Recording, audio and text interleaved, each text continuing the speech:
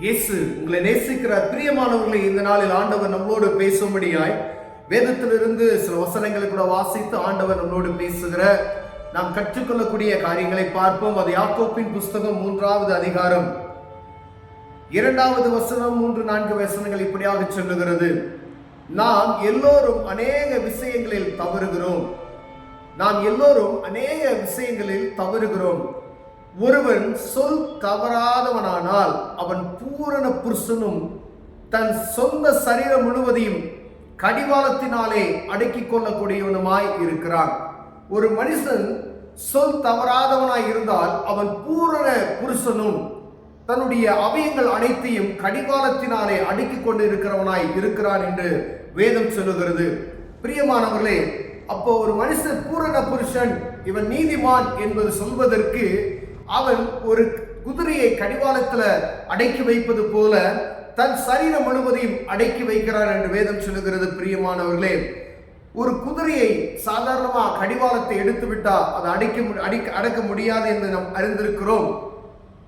அப்படிப்பட்ட சூழ்நிலையில பாருங்க, ஆண்டவர் சொல்லுகிறார், அந்த குதிரையை அடப்பதற்கு நாம் கடிவாளத்தை பயன்படுத்துகிறது போல ஒரு மனிதனுடைய அவயங்களை, மனிதனுடைய செயல்களை அடக்கிக் கொள்வதற்கு ஒரு காரியம் தேவைப்படுகிறது. பிரியமானவர்களே, பாருங்க, பெரிய கப்பல், அதாவது ஒரு சின்ன ஒரு சுக்காடல் நிமித்தமாய் அவன் ஓட்டுகிற திருப்பி செல்லுகிற பாதைக்கு நேராய் கடந்து செல்ல முடியும் என்பதை வேதத்தில் எழுதியிருக்கிறது. அவ்வளோ பெரிய கப்பல், 50,000-60,000 டன் கடந்து செல்லக்கூடிய கொண்டு செல்லக்கூடிய அந்த கப்பலை ஒரு சிறிய சுக்கானால ஒரே ஒரு மனிதன் அதை ஈஸியா வழிநடத்தி போய்விடுகிறதை நாம் பார்க்கிறபடியே பிரியமானவர்களே, அப்ப சொல் தவறாதவனான இருந்தா இந்த பாருங்க, மனுஷனுடைய நாவு மிகவும் முக்கியமானது. இந்த நாவினால நாம் கெட்டு போகிறோம் அநேக விஷயங்கள்ல.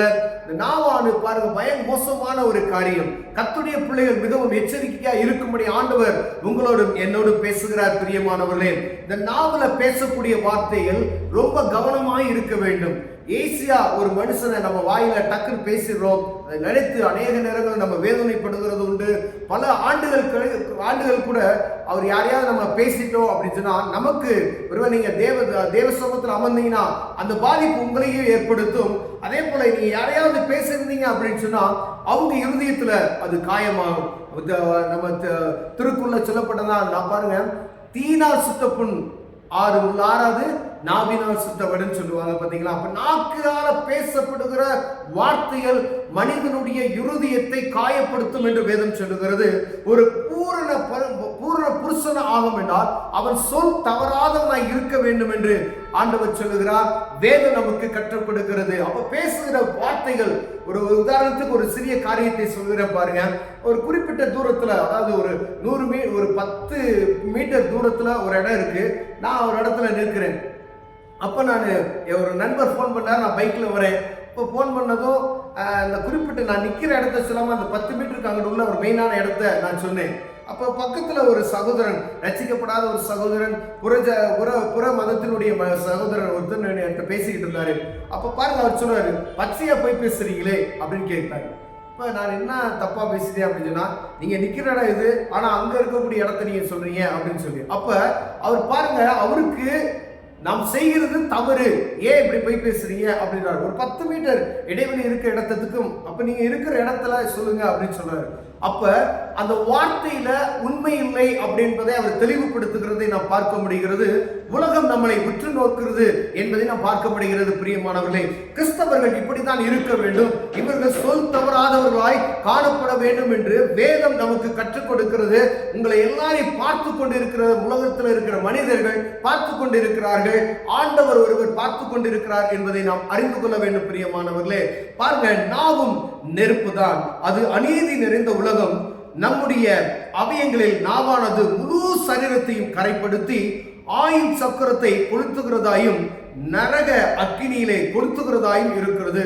இந்த நாவு பாருங்க, ஒரு சின்னதா இருந்த நம்ம அவயத்துல முழு சரீரத்தையும் கெடுத்து விடுகிறதாய் இருக்கிறது.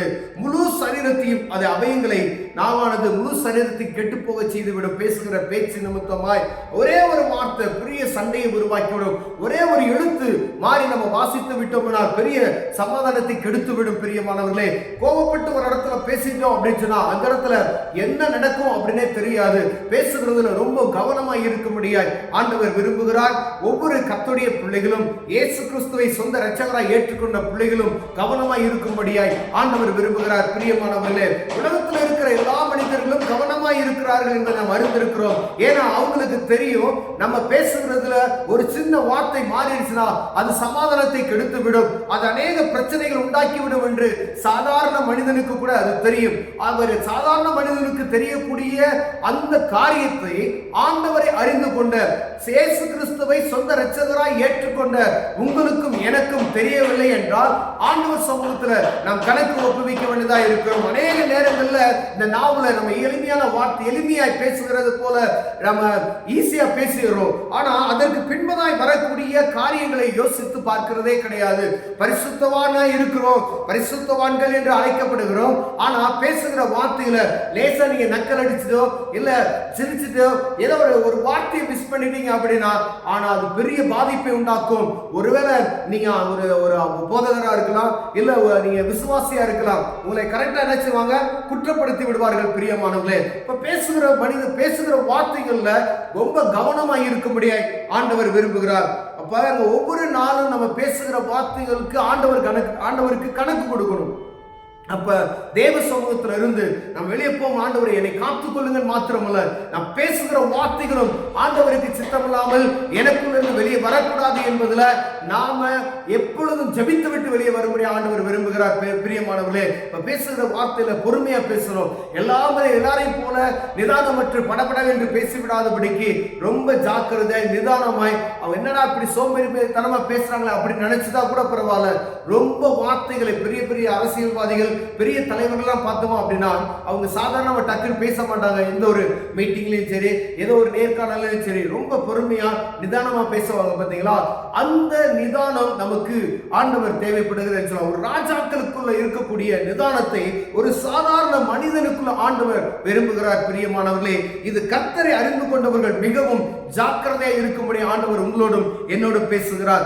ஒவ்வொரு வார்த்தையிலும் கவனமா பேசணும். ஒரு வார்த்தை நீங்க சிரிச்சுட்டு பேசுனீங்கனாலும் நீங்க கோபப்பட்டு பேசுனீங்கனாலும் சரி, அது தவறாகிவிடும். அப்ப ஆண்டவர் சமூகத்துக்கு கணக்கு கொடுக்கணும்னு சொல்கிறத நம்ம எச்சரிக்கையா இருக்க முடியாது. ஒருவேளை உலக மனிதர்கிட்ட நம்ம ஏமாத்திட்டு போயிடலாம், சிரிச்சுட்டு போயிடலாம். ஆனா ஆண்டவருக்கு கணக்கு ஒப்புவிக்கணும். அநேக நேரங்களில் சின்ன பிள்ளைகளை நீங்க திட்டுறதுல கூட கவனமாய் திட்டணும். ஏன்னா பாருங்க, அநேக நேரங்களில் பாருங்களேன், பிள்ளைகளை நம்ம மிருகங்களை சொல்லி எருமை மாடு அப்படி இப்படிலாம் திட்டுறோம். ஆனா அதையும் திட்டக்கூடாது, அதை நம்ம கண்ட்ரோல் பண்ணிக்கணும். ஒருவேளை ஸ்கூல்ல இருக்க டீச்சர்ஸ் பாருங்க, நிறைய பேர் பிள்ளைகளை என்ன சொல்லுவாங்க, பயங்கரமா திட்டுவாங்க. அவங்க திட்டுகிற வார்த்தைகள், நீங்க டீச்சரா இருக்கீங்க அப்படின்னு சொன்னா நீங்க பிள்ளைகளை ரொம்ப ஜாக்கிரதையா நீங்க திட்டணும். திட்டுறதுல கூட ரொம்ப தவறான வார்த்தைகளை திட்டிடக்கூடாது. அவனை படிக்கிறதுக்காக வந்திருக்கிற பிள்ளைகளை இருதயம் கடினப்படுத்தி விடாதபடி, இருதயம் கஷ்டப்பட்டு விடாதபடி கலுசரன் திட்டாதீங்க, உருப்பட மாட்டேன் அப்படின்னு சொல்லி திட்டாதீங்க, எரும மாட்டேன்னு சொல்லி திட்டாதீங்க. அநேக பேர்கள் சனியன்னு சொல்லிடுவாங்க, அப்படிலாம் திட்டாதீங்க. அப்படின்னா பாருங்க, அது எவ்வளவு பெரிய பாதிப்பை உண்டாக்கும் என்பதை நாம் தெரியாதபடி பேசிக் கொண்டு இருக்கிறோம். உங்க சொந்த பிள்ளைகளா இருந்தாலும் சரி, மற்ற பிள்ளைகளா இருந்தாலும் சரி, இதை பேசாதீங்க. அதற்குள்ள பின் அர்த்தங்களை நாம் புரிந்து கொண்டு பேசும்படியாய் அழைக்கப்படுகிறோம். பேசுகிறவர்கள் யார் என்று அழைக்கப்படும்படி ஆண்டவர் விரும்புகிறார். பிரியமானவர்களே, இப்ப பேசுகிற வார்த்தைகள்ல எச்சரிக்கையா இருக்கும்படியா ஆண்டவர் விரும்புகிறார். ஏன்னா நம்ம பூரண புருஷனாய் இருக்கும்படியாய், பூரண சகோதரியா இருக்கும்படியா ஆண்டவர் விரும்புகிறார். ஒரு மனுஷன் இப்படிதான் இருக்கணும். அவன் வாயிலிருந்து வரக்கூடிய வார்த்தை சொல் தவறாதவனாய் இருக்கும்படி ஆண்டவர் விரும்புகிறது நிமித்தமாய் ஆண்டவர் உங்களோடு என்னோடு பேசுகிறார். கண்களை மூடுவோம், ஜெபம் செய்வோம். அன்பின் தகப்பனே, எங்கள் வாயிலிருந்து புறப்படுகிற வார்த்தைகள் ஒவ்வொன்றும் கர்த்தருக்கு பிரியமாய் இருக்கும்படியாய் இயேசுவின் நாமத்தில் ஜெபிக்கிறோம். ஆண்டவரே, தொடர்ந்து பொறுப்படுத்திக் கொள்ளும். இயேசுவின் நாமத்தில் பிதாவே, ஆமென், ஆமென்.